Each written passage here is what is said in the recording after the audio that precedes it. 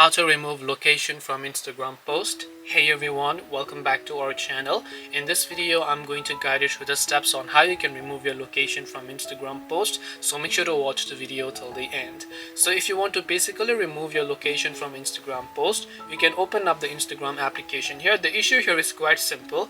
Well, let's say you went to anywhere, and then you basically happen to add a location inside of it as well. So one of the pictures here you can see I've added a location. So if I want to remove the location, what do I do?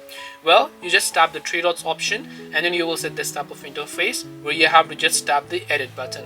Once you tap the edit button, here you will set this type of interface. Here you can see it says info and so on. You can simply go ahead and leave that, but what you want to do is tap on that particular location and then just make sure to not select anything from here. Now you can simply select the other locations, or you can simply not select any location. Then you can simply come back, and then now you can see the location has been removed. Now it says add location. Now you can hit the arrow button to save the changes to remove that location.